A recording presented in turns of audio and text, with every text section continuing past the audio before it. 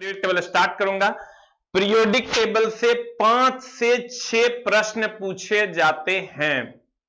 ये फेस होते हैं work hard and dream big. कड़ी मेहनत करो और बड़े सपने देखो। पहला पीरियोडिक टेबल हम लोग स्टार्ट करेंगे, तत्वों का आवर्ती वर्गीकरण।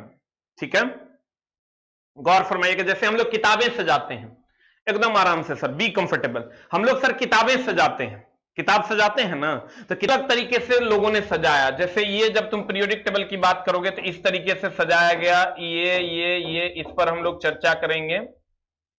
ये फाइनल इतने लोगों ने पीरियोडिक टेबल को सजाया। कितने लोगों ने?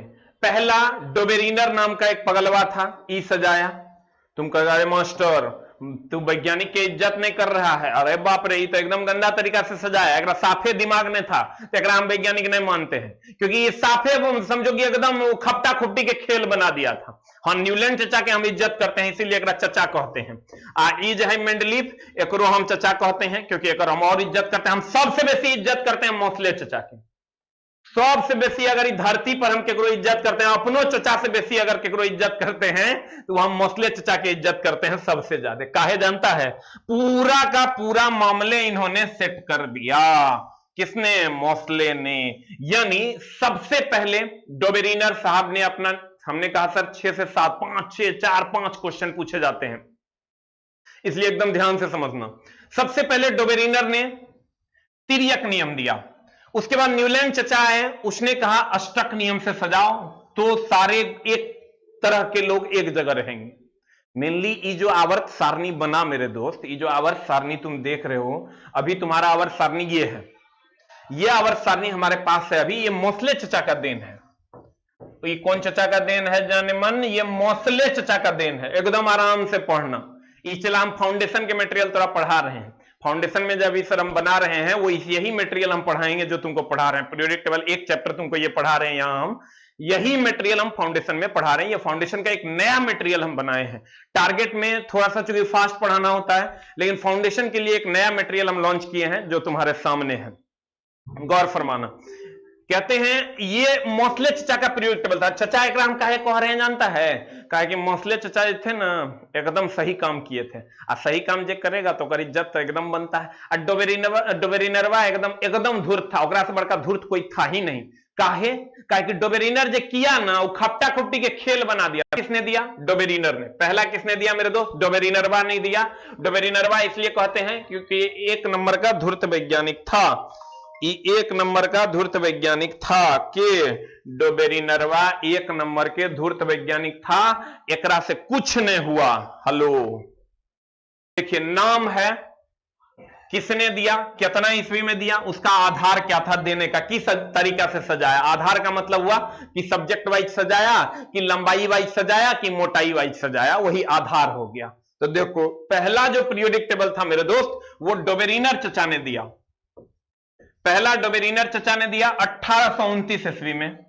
इन्होंने कहा कि हम सजा देंगे। ट्रायड इसका आधार था। जैसे हमने कहा कि सब्जेक्ट वाइज कोई सजाएगा, कोई मोटाई वाइज सजाएगा और कोई लंबाई वाइज सजाएगा, तो इसका आधार ट्रायड था। आप कहेगा अरे मास्टर ये ट्रायड क्या होता है? हम इस पर भी चर्चा करेंगे कि ये ट्रायड क्या होता है। उसके बाद न्यूलैंड चचा है। उसके बाद कौन आए? न्यूलैंड चचा है। कितना में? देखो 29 के बाद ये आए 63 में। अब 63 के बाद फिर मेंडलीफ आ गए 69 में। उसके बाद 1913 में आ गए मोसले चचा।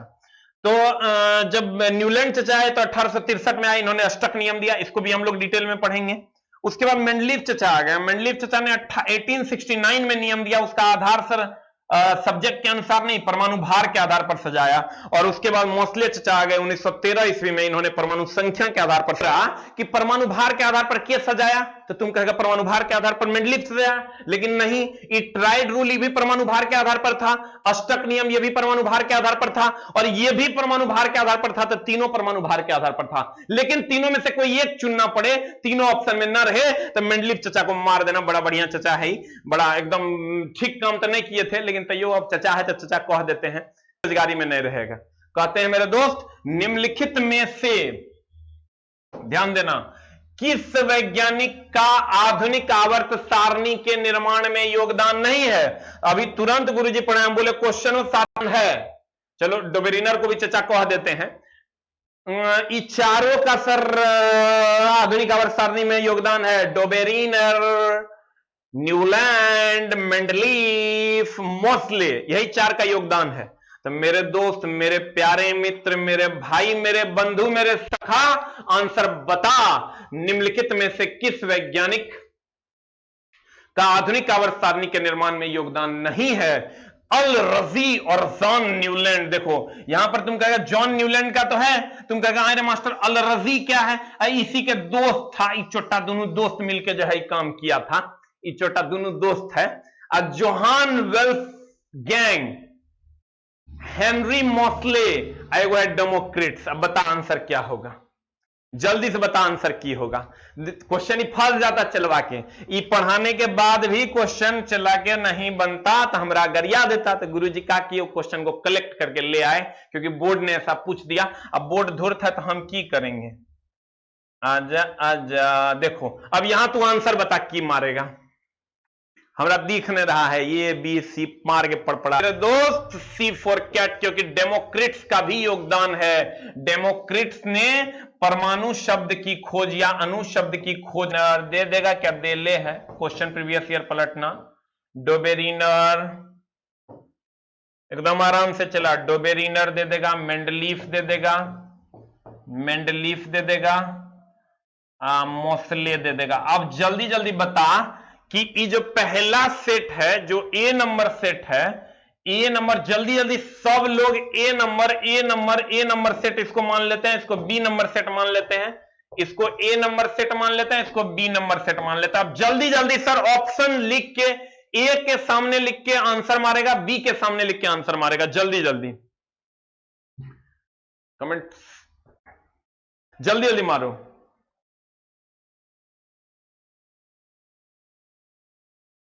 अच्छा लाइट ब्राइटनेस ठीक कर देंगे, एगो ऑफ कर दो, एगो ऑफ करो। हाँ हेलो हेलो हेलो।